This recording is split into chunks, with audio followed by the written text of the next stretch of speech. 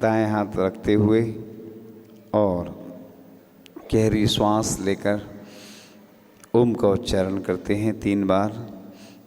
ओम।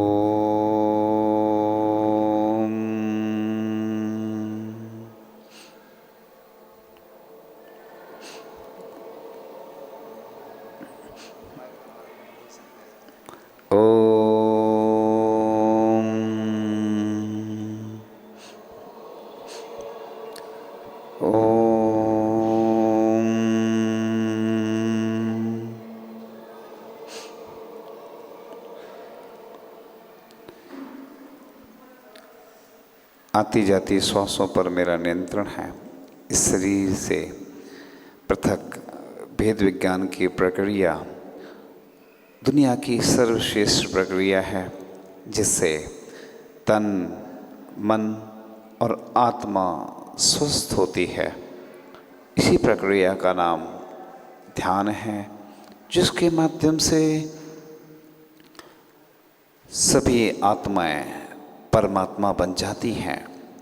उसी प्रक्रिया के माध्यम से हम भी एकाग्रता के माध्यम से हम ध्यान की प्रक्रिया करते हैं। और यन्मया दृश्यते रूपम तन्ना जानाति सर्वथा जानन न दृश्यते रूपम तथा केन ब्रवीमि हम। जो दिख रहा है वह मेरा नहीं है, और बस मैं आत्म तत्व हूँ। जानना देखना ज्ञाता दृष्टापना मेरा स्वभाव है। आज हम विदेह क्षेत्र का ध्यान करते हैं।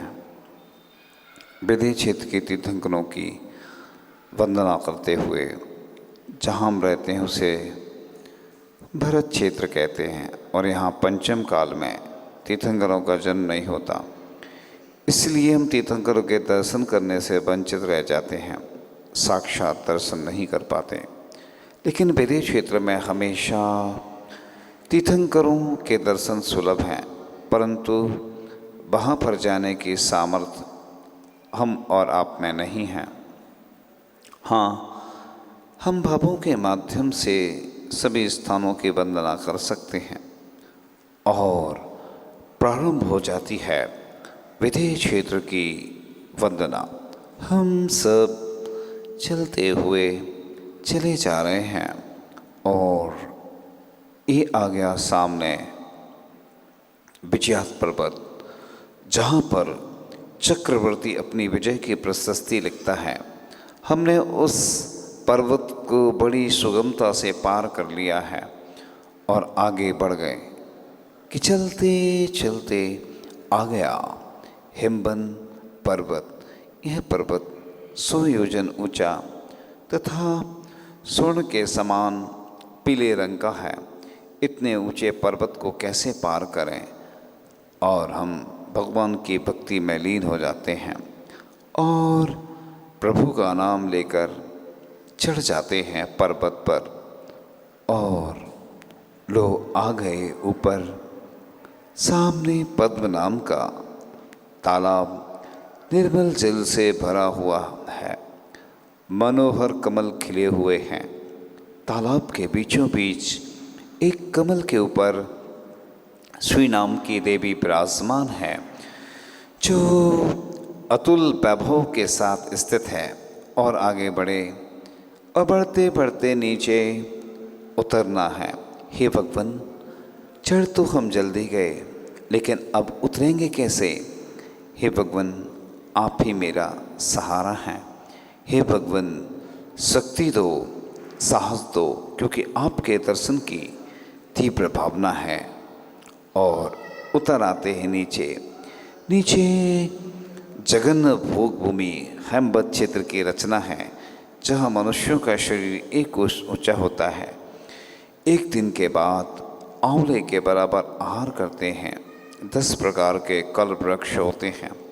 ऐसे क्षेत्र को पार करते हुए आगे बढ़ते हैं। चलते चलते आ गए महाहिमवन पर्वत पर। ये पर्वत 200 योजन ऊंचा, चांदी के समान धवल वर्ण का है। इस पर्वत पर महापद्म नाम का तालाब है। इस तालाब के बीचों बीच कमल के ऊपर अपार ऐश्वर्य के साथ ह्री नाम की देवी अपने विशाल भवन में रहती है। ह्री देवी के भवन में अकृत्रिम चैत्यालय है। अरहंत प्रभु के दर्शन करके मन प्रफुल्लित हो गया, जीवन धन्य हो गया। ये प्रतिमाएं 500 धनुष ऊंची हैं, कितनी सौम्य छवि वाली हैं, जिनके दर्शन करके हृदय गदगद हो जाता है, प्रफुल्लित हो जाता है, आनंददायी क्षण होते हैं। और प्रभु के दर्शन करके पुनः आगे बढ़ते हैं और नीचे उतरकर आ गए। नीचे हरी क्षेत्र की मनोहर छटा मनमोहक लग रही है। यहाँ मध्यम भोग भूमि है। 10 प्रकार के कल्प वृक्ष हैं। यहाँ के मनुष्यों का शरीर 2 कोस ऊंचा तथा 2 दिन के बाद बहेड़ा के बराबर आहार लेते हैं और बढ़ गए आगे। चलते चलते निषद पर्वत आ गया। ये पर्वत 400 योजन ऊंचा तथा स्वर्ण के समान पीत वर्ण का है। और इतने ऊंचे पर्वत पर कैसे चढ़ें? और साहस करके पर्वत के ऊपर आ जाते हैं। पर्वत के ऊपर तिगिंछ नाम का तालाब है। तालाब के बीचों बीच कमल के सिंहासन पर धृति नाम की देवी निवास करती है।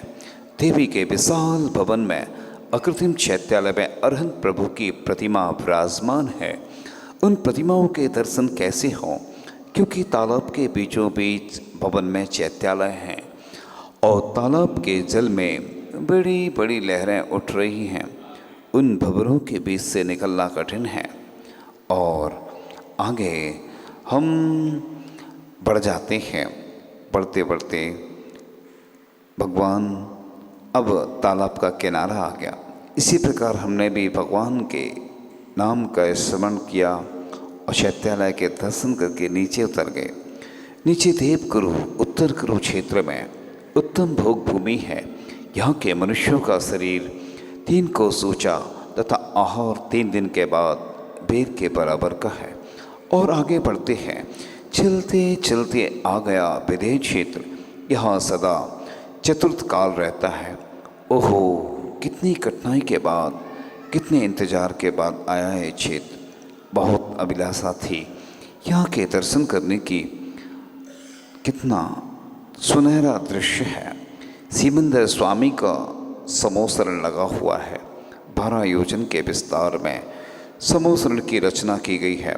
पृथ्वी से 5000 धनुष ऊपर वृत्ताकार रूप में कुबेर द्वारा विशाल समोसरण की रचना की गई है। लो आ गया समोसरण का प्रवेश द्वार। सबसे पहले धूलिसाल कोट बना हुआ है। कोट के चारों ओर 4 तोरण द्वार बने हुए हैं। इन द्वारों के बाहर मंगल द्रव्य, नवनिधि, धूप घट आदि रखे हुए हैं। इन द्वारों पर चारों ओर ज्योतिष देव रक्षक के रूप में खड़े हुए हैं। और आगे बढ़ते हैं।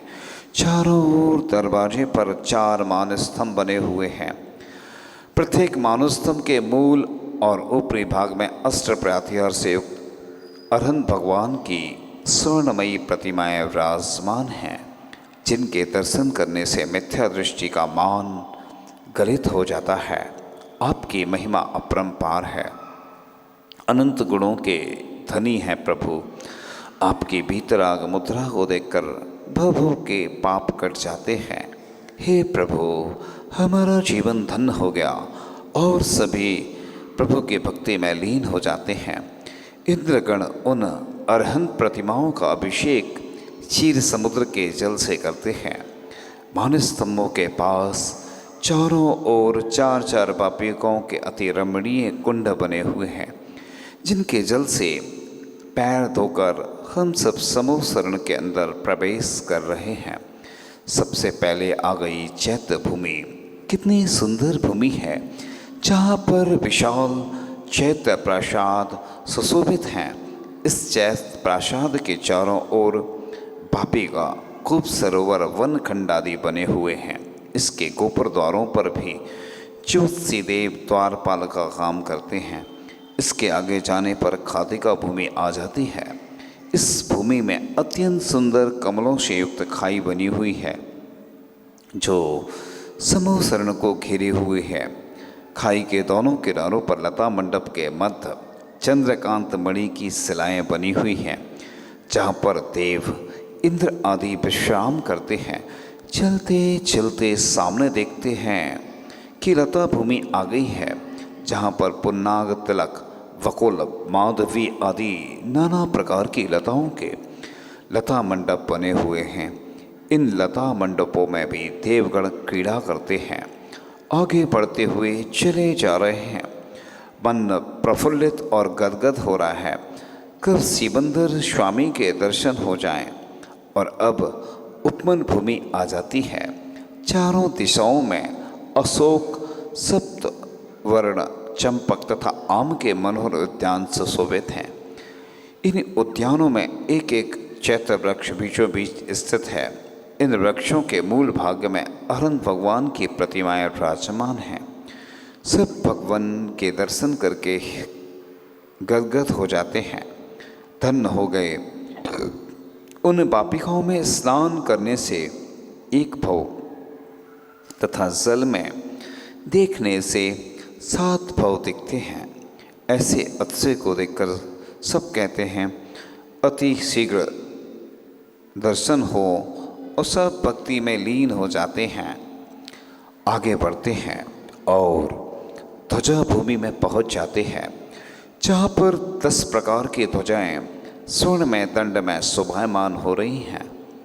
इसके चारों ओर 4 दरवाजों पर नागेंद्र देव द्वारपाल के रूप में खड़े हैं।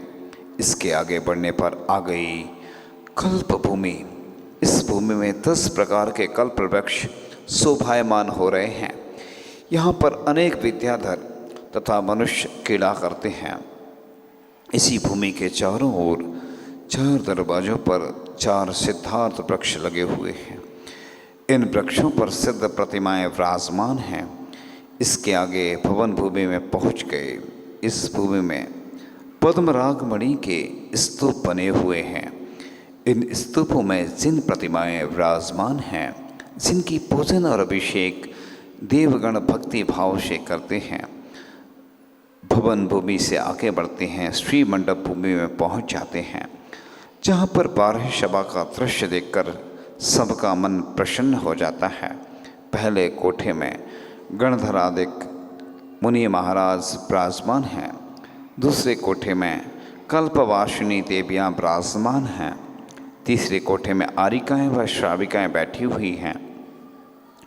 चौथे, पांचवें और छठे कोठे में क्रमशः ज्योतिषी, वेंतर व भवनवासी देवों की देवियाँ भगवान की दिव्य ध्वनि का रसास्वादन करने के लिए लालयत हो रही हैं। 7वें, 8वें व 9वें कोठे में क्रमशः वेंतर, ज्योतिषी तथा भवनवासी देव बैठे हुए हैं। 10वें कोठे में कल्पवासी देव तथा 11वें व 12वें कोठे में क्रमशः चक्रवर्ती, मनुष्य और सिंह आदि त्रिंच अपने वैर विरोध को छोड़कर भगवान के उपदेश का लाभ ले रहे हैं।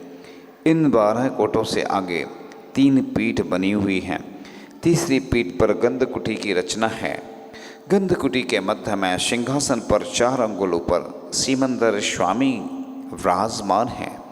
ओह सिमंदर भगवान की जय हो, जय हो, जय हो। हे भगवान, हमारा जीवन धन्य हो गया। ये मनुष्य पर्याय धन्य हो गई। हमारे नेत्र सफल हो गए और सभी प्रभु को नमस्कार कर रहे हैं। गणधर देव भगवान की 3 परिक्रमा लगाकर नमस्कार कर रहे हैं। सभी देवों के अधिनायक, सभी इंद्रगण प्रमुख, आरिका तथा मनुष्य के अधिपति चक्रवर्ती तथा त्रिंचों का राजा सिंह भगवान के पास आकर नमस्कार करते हैं और अपने स्थान पर बैठ जाते हैं। भगवान की दिव्य ध्वनि का रसास्वादन करते हैं। रोम रोम हर्षित हो जाता है। मन ही मन प्रफुल्लित होते हुए भक्ति करने लग जाते हैं और भगवान से यही प्रार्थना करते हैं, हे भगवान, मेरा जीवन हमेशा बस आपकी भक्ति में ही व्यतीत हो। मेरी दिन रात बस आपकी चर्चा करते हुए व्यतीत हो। हे भगवान, आपका नाम स्मरण करते हुए मेरा अंतिम श्वास निकले। जब भी मेरा कंठ अवरुद्ध हो भगवान, आपका नाम लेते हुए कंठ अवरुद्ध हो। मेरे प्राण जब भी निकलें, पंच परमेष्टि की शरण हो। पंच नमस्कार मंत्र, णमोकार मंत्र सुनते हुए मेरा मरण हो। हे प्रभु, आप तो सब कुछ जानते हैं, आपके ज्ञान में सब कुछ झलकता है। हे भगवान, बस पुण्य कार्यों में लगा रहूं, पाप कार्यों से बचूं। हे भगवान, मैं कितने जीवों को कष्ट देता रहता हूँ, दूसरों की निंदा ग्रह आलोचना करता हूँ, अपनी नहीं, अपनी निंदा ग्रह आलोचना करूँ तो मेरे कर्मों का क्षय हो, पुण्य का बंध हो। हे भगवान, बस मैं अपनी ही ग्लानिपूर्वक अपनी निंदा करूं भगवान, बस यही प्रार्थना है, यही भावना है। हे प्रभु, आप सबके कष्टों को हल लेते हैं। हे भगवान, आप मुझे बस पुण्य के कार्यों में लगाएं, पाप से बचाएं। हे भगवान, बस प्रभु भक्ति में, गुरु भक्ति में मैं लीन रहूं, सच्चे देव शास्त्रु की विनय करता रहूं, उनकी शरण को मैं प्राप्त होता रहूं, बस उनकी ही पूजा अर्चना आराधना करता रहूं। हे भगवान, यह मनुष्य जन्म मुझे मिला है, आगे मिले या नहीं मिले या ना मिले, लेकिन भगवान अब बस मुझे अपना कल्याण करना है। मुझे दीक्षा ग्रहण करके अपना आत्म कल्याण करना है। हे भगवान, मैं दूसरों की बातों में आकर पाप के कार्यों में लिप्त हो जाता हूँ, पुण्य के कार्यों में तो कम ही समय निकाल पाता हूँ। हे भगवान, मैं अपनी जितनी निंदा अगर आलोचना करूँ उतनी कम है भगवान। मैंने कितने पाप के कार्य किए, छिप करके पाप किए और किसी ने मुझे देखा नहीं, ऐसी भावना से पाप निरंतर करता रहा। इसलिए जब भी फल मिलता है कष्टदायक होता है, क्योंकि मैंने ही कर्म किए हैं तो फल मुझे ही प्राप्त होने वाला है। मैं नरकों के दुखों से नहीं डरा। कितने बार मैं नरकों में गया, वहाँ मैंने कितने बार ऐसी सौगंध ली, आगे ऐसे कार्य नहीं करूँगा, फिर भी करता चला जा रहा हूँ, करता रहा हूँ। हे भगवान, इन पाप कर्मों पर कब विराम लगेगा? हे भगवान, बस मैं आप जैसा बनना चाहता हूँ। हे भगवान, बस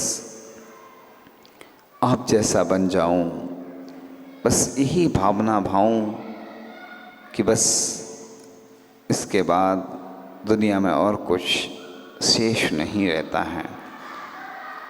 अरहंत और सिद्ध बनने के बाद दुनिया का सर्वश्रेष्ठ पद प्राप्त हो जाता है। हे भगवान, मैं बस आपकी ही चरण छाँव में आगे बढ़ता रहूं, यही मेरी भावना है, यही प्रार्थना है।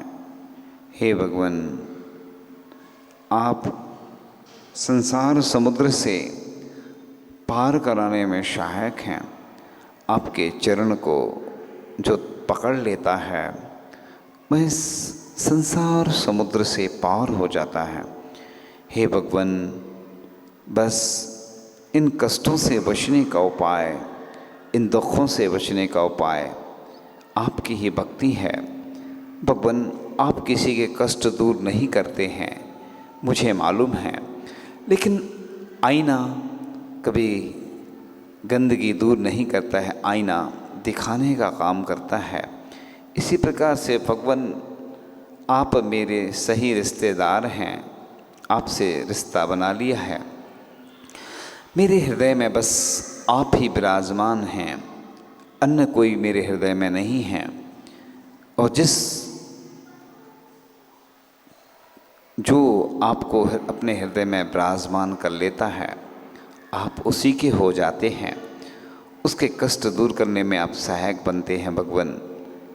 अब मुझे अन्य किसी व्यक्ति की आवश्यकता नहीं है, आप मेरे हृदय में विराजमान हो गए हैं। अब मैं कोई ऐसा कार्य नहीं करूँगा जिससे कि मुझे कर्मों का बंध हो और मैं भोगता रहूं। हे प्रभु, मुझे शक्ति देना, शांति देना, सद्बुद्धि देना, जिससे मैं अच्छे कार्य में लगा रहूं, पाप से बचता रहूं, पुण्य के कार्य करता रहूं। सभी विदेश क्षेत्र की वंदना करके वापस लौट आते हैं। सबको समाचार सुनाते हुए बड़े प्रफुल्लित और आनंदित हो रहे हैं। और बड़े आनंददायी क्षण थे जो हमने ऐसे विदेश क्षेत्र के दर्शन किए। और धीरे धीरे श्वास छोड़ते हुए 3 बार ओम का उच्चारण करेंगे।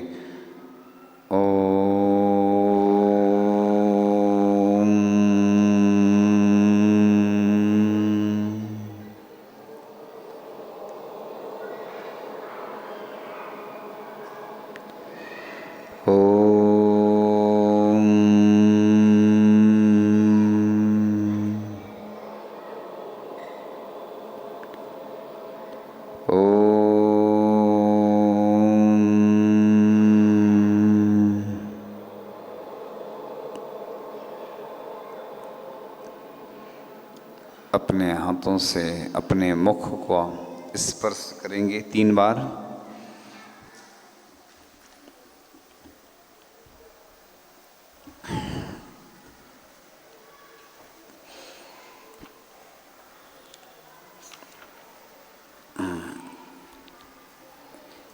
अब एक भावना का, मंगल भावना का उच्चारण करेंगे। मेरे मन में तेरे मन में सबके मन में हो, मेरे मन में तेरे मन में सबके मन में हो। बैर न हो बे पाप न हो बे भाव क्षमा का हो, बैर न हो बे पाप न हो बे भाव क्षमा का हो। मेरे मन में तेरे मन में सबके मन में हो, मेरे मन में तेरे मन में सबके मन में हो। मेरा मंगल तेरा मंगल सबका मंगल हो, मेरा मंगल तेरा मंगल सबका मंगल हो। मेरे मन में तेरे मन में सबके मन में हो, मेरे मन में तेरे मन में सबके मन में।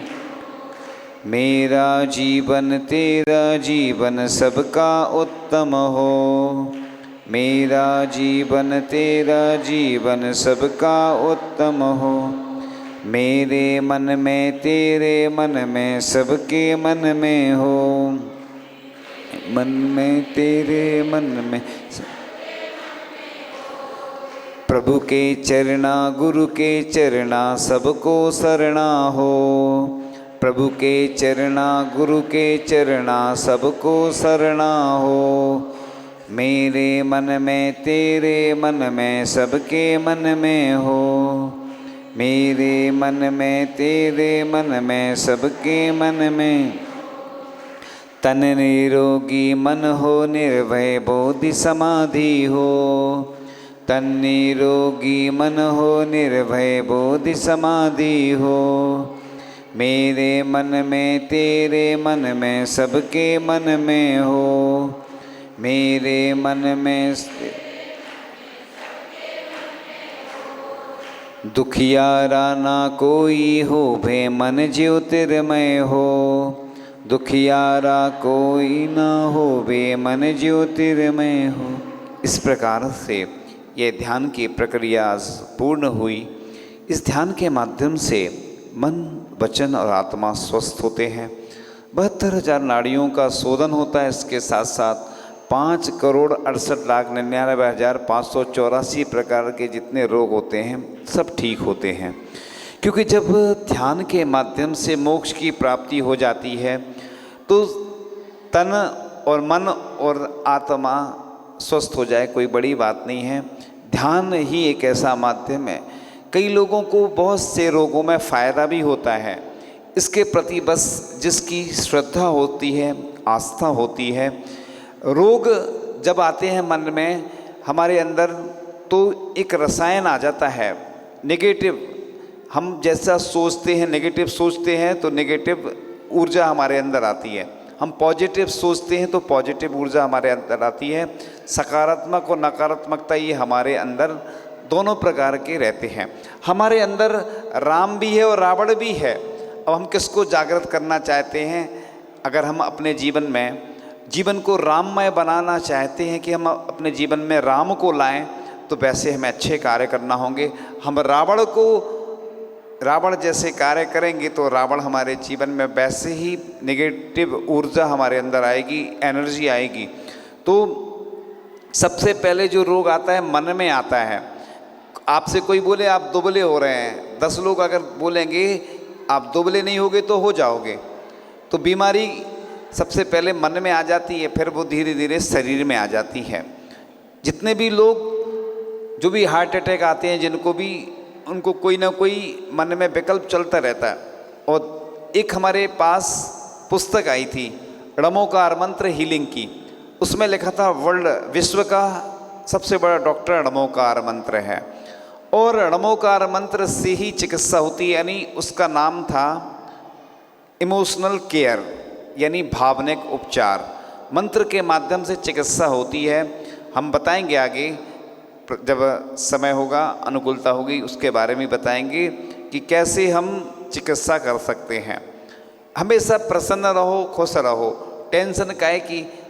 बच्चों को पढ़ाई की टेंशन, महिलाओं को घर में काम करने की टेंशन के भी जाना, ये करना वो करना, और जो पुरुष वर्ग हैं किसी को बिजनेस की टेंशन, किसी को सर्विस की टेंशन, हमें इतना सारा काम करना है। तो बस व्यक्ति टेंशन में ही जीता रहता है। विकल्प ही व्यक्ति को बीमार कराते हैं। व्यक्ति स्वस्थ क्यों नहीं रहता है? जितने लोग हैं सब बीमारी आती है उनके अंदर, तो एक रसायन का स्राव होने लगता है। केमिकल होते हैं शरीर में 2 तरह के, तो वो केमिकल जैसे ही शरीर में प्रवेश करते हैं अपने शरीर में बनने लगते हैं। वो जैसा अपन सोचते हैं, जैसा करते हैं, वैसे ही केमिकल आते हैं, तो बस उससे बीमारियां आती हैं। डॉक्टर के पास जाते हैं, डॉक्टर कहता है मेडिसिन लेना है, दवा, जो रोग को दवा दे। पहले जो रोग होते थे ना, सर्दी खांसी हुई 2-3 दिन में ठीक हो जाती थी, निकल जाती थी, लोग दवाई नहीं लेते थे, बुखार आता था निकल जाता था। अब इतने ऐसे रोग आ गए हैं कि अपन क्या करते, कुछ भी हुआ, रोग हुआ, दवाई खा ली, वो अंदर बेकार जमा होते जाते हैं, फिर बाद में कैंसर के रूप में आते हैं। कैंसर कोई बीमारी नहीं है, ये बेकार है अपने, जो अपन निकालते नहीं है, इकट्ठे कर दिए। गंदगी घर में जैसे जमा करते जाओ तो क्या परत बनती जाती है वो, तो बस वो कैंसर के रूप में आएंगी, या कोई नई नई बीमारी जो आ रही हैं, पहले लोग निकालते जाते थे। पहले के लोगों को इतने रोग नहीं होते थे। जब से मोबाइल फ़ोन आया तो टेंशन पे टेंशन होती रहती लोगों को। पहले किसी को कुछ मालूम नहीं चलता था, और अब आजकल तुरंत मालूम चल जाता है कहाँ क्या हो रहा है। तो बस जब कोरोना काल चल रहा था, कोरोना काल में बहुत से लोग तो सुन के ही चले गए ऊपर। टीवी में देखते थे, न्यूज़ आती थी, इतने चले गए, इतने मर गए, ऐसा हो गया, वैसा हो गया। तो पहले के लोग ना टीवी देखते, ना कोई मतलब रहता था। पहले लोग क्या करते थे, शाम को जैसे ही होती थी शाम, क्या कर दीपक जलता था, उससे स्वाध्याय वगैरह करके, आरती करके और सो जाते थे। और सुबह उठते थे, फिर काम शुरू हो जाते थे, पाठ वगैरह करते हुए भोजन बनाते थे। और एक एक्यूप्रेशर आता ना, एक्यूप्रेशर में देखो 2 पैर होते हैं, ऐसे हाथ होते हैं, और ये होती है गर्दन। तो क्या होता है, इसमें पूरा रिमोट कंट्रोल रहता है अपना। यानी पहले महिलाएं चक्की चलाती थी, ऐसे एक्यूप्रेशर से पॉइंट दब जाते थे, फिर रोग ठीक हो जाते। पैदल चलते थे लोग, मंदिर जाते थे पैदल, कुछ पहनते नहीं थे, तो उससे एक्यूप्रेशर से पूरी चिकित्सा हो जाती थी। महिलाएं चक्की चलाती थी, कुएं से पानी खींचती थी। अब सब बटन सिस्टम आ गए, तो बीमारी की जड़ तो यही है, सब पैदल चलना नहीं किसी को। एसी में रहते हैं जो लोग, एसी में पैक होता है पूरा, ऑक्सीजन नहीं मिलती है। जब कोरोना काल चल रहा था तो बंद कर दिया कई लोगों ने एसी, क्योंकि एसी से ज़्यादा बीमारी होती है, अंदर कार्बन डाइऑक्साइड फैलती रहती है, ऑक्सीजन मिलना नहीं है, कार्बन डाइऑक्साइड उसी में रहती है। जितने लोग काम कर रहे हैं कार्बन डाइऑक्साइड मिलती है, ऑक्सीजन नहीं मिलती है तो बीमार हो जाते हैं। सुबह उठते नहीं हैं ब्रह्म मुहूर्त में। बच्चों को हम हमेशा यही बोलते हैं कि सुबह उठकर, आचार्य श्री बोलते हैं कि ब्रह्म मुहूर्त में पढ़ना चाहिए, क्योंकि सुबह बहुत शुद्ध ऑक्सीजन रहती है। जब सुबह उठते हैं अपन, कितना अच्छा लगता है सुबह। लोग क्या होता है, रात भर पढ़ते हैं हिस्ट्री ज्योग्राफी बड़ी बेवफा, रात भर याद करो सुबह सफ़ा, तो भूल जाते सब। सुबह क्या होता है ना, इतना अच्छा मुहूर्त होता है ब्रह्म मुहूर्त, उसमें पढ़ने से मेमोरी बहुत अच्छी होती है। इसके बारे में आगे चर्चा करेंगे, चूँकि आज प्रसंग विदेश क्षेत्र के ध्यान का था। आगे प्रश्न पूछना है, तो मेरे सवालों का जवाब दो ना। आता है पहला प्रश्न आपके सामने। विदेश क्षेत्र में हमने वंदना की, एक देवी का नाम आया था प्रथम, फर्स्ट नंबर पे एक देवी का नाम कौन सी थी वो?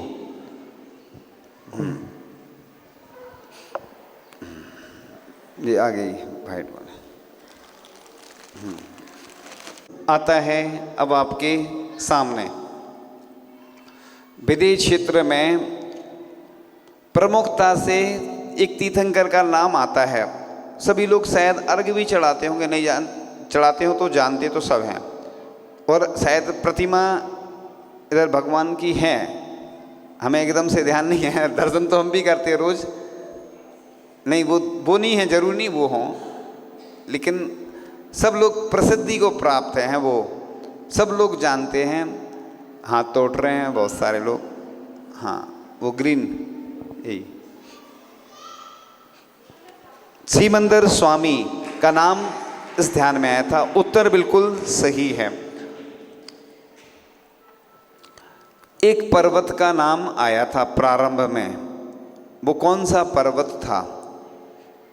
मुख से नहीं बोलना है, एक दूसरे लोगों को बता दोगे तो आपका नंबर चला जाएगा, इसलिए खुद बताना है, हाथ उठाना है और बताना। हाँ, ये एलो नहीं, वो पीछे वो बच्ची उठा। हाँ, कौन सा? हेमवत। अच्छे से बोलो। हेमवत पर्वत। स्पष्ट बोलो। हेमवत पर्वत।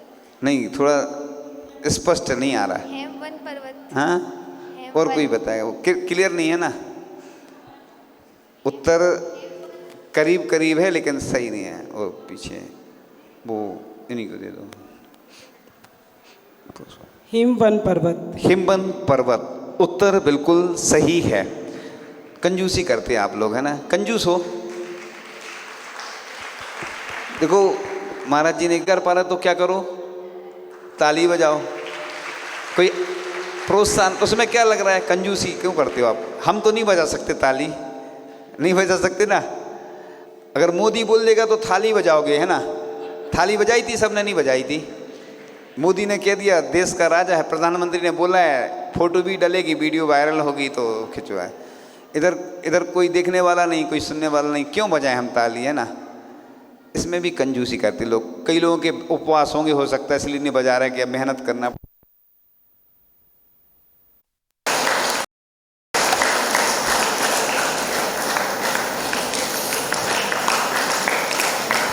प्रश्न आता है अब आपके सामने। चक्रवर्ती अपनी प्रशस्ति लिखता है, वह कौन सा पर्वत है? वो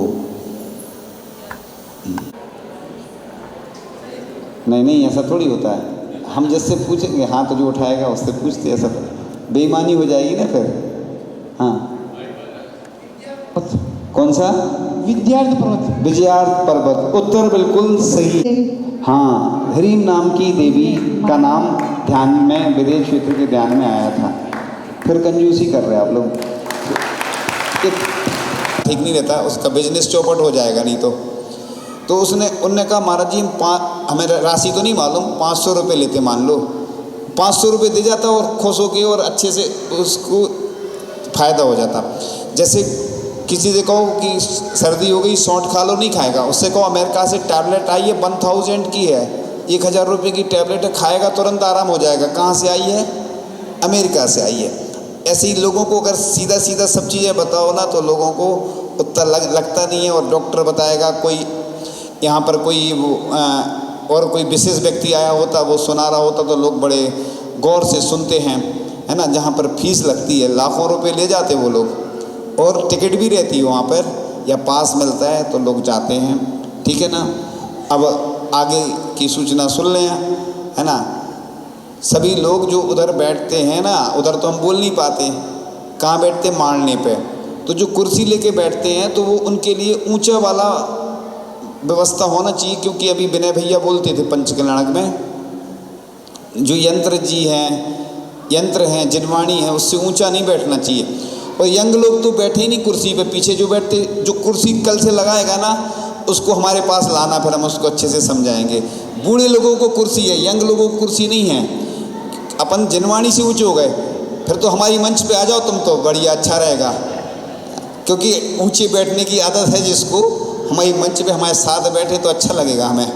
हम तो चाहते हमारा परिवार बढ़े, है ना, तो अच्छे ऊंचे।